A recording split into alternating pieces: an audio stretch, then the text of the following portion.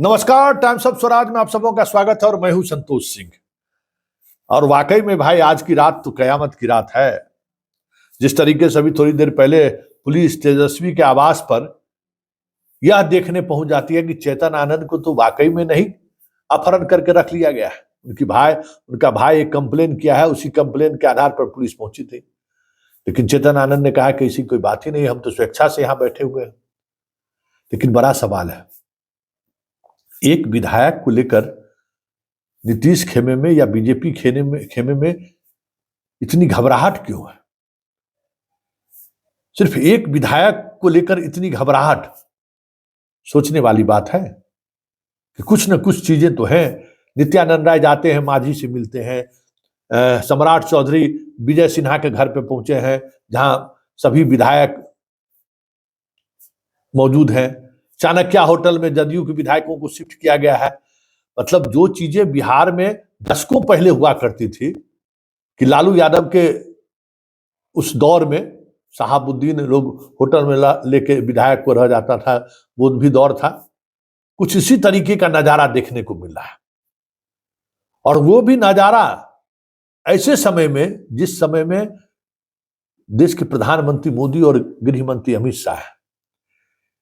कोई कैसे साहस कर सकता है इन दोनों के सरकार में शामिल होने के बावजूद विधायक टूट जाए? बड़ा सवाल है ना। अभी तक तो जो चीजें दिख रही थी या दिख रही हैं, वो तो यही लग रहा है कि बहुत कुछ सामान्य है, बहुत कुछ ऐसा कुछ नहीं है, फ्लोर टेस्ट पर एनडीए पास कर ही जाएगा। लेकिन आवास पर पुलिस पहुंचना, इस तरीके से चेतन आनंद से मिलना, कुछ तो बात है।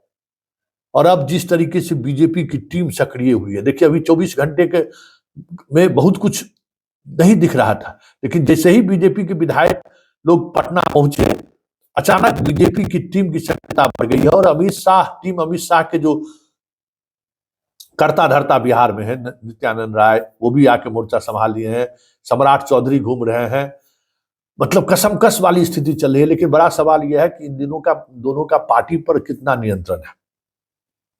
और फिर शाह और मोदी को लेकर बिहार के विधायकों में किस तरीके का भय का माहौल है, क्योंकि यहाँ तो कोई करोड़पति अरबपति विधायक तो है नहीं। ईडी या सीबीआई भेज दीजिएगा, यहाँ तो भाई बहुत है तो 2-4-5 करोड़ रुपया मिल गया तो मिल गया। घर पर अगर छापामारी कर दिया तो 100, 200, 500 हजार रुपया मिल जाए तो बहुत बड़ी बात। पैसा वाला जो लोग है वो तो पहले से, भाई बालू माफिया सब यहाँ है, सब तो पहले से जेल में है, कोई सस्पेंड है, ये सब कार्रवाई चल रही है।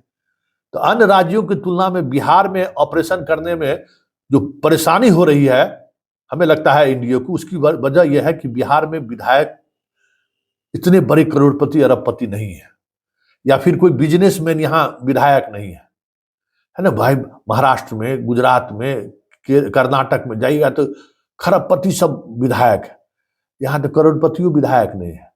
और उसमें भी राजद उजद में तो जदयू में अभी तो लखपति विधायक आपको मिल जाएगा। तो सबसे बड़ा संकट यही है कि यहाँ ईडी सीबीआई वाला जो है ना, पैसा वाला, इनकम टैक्स वाला जो मसला है, वो बिहार में विधायक के साथ है ये नहीं। और भाई दोनों को आइडिया वही है, लेकिन गेंद खेलने का जो तरीका होता है ना, जो आपका फेवरेबल पिच होगा, आप बहुत अच्छा बैटिंग कर लीजिएगा, बहुत अच्छा बॉलिंग कर लीजिएगा। लेकिन यहाँ फेवरेबल पिचे नहीं है ईडी सीबीआई का, संकट वही है। और उस संकट की वजह है कि जो खबर आ रही है कि राजद भी पैसा का खेल जोल नहीं कर रहा है। राजद भरोसा दे रहा है कि लोकसभा का टिकट देंगे, अगर सरकार हम लोगों की बन गई तो सबको मंत्री बना देंगे। तो यही चीज है। लेकिन बड़ी बात यह है कि तेजस्वी आवास पर पुलिस का पहुंचना कहीं न कहीं संदेश है कि एनडीए खेमे में घबराहट तो है। और ऐसे में आज की रात कयामत की रात है, ये भी अब महसूस होने लगा है।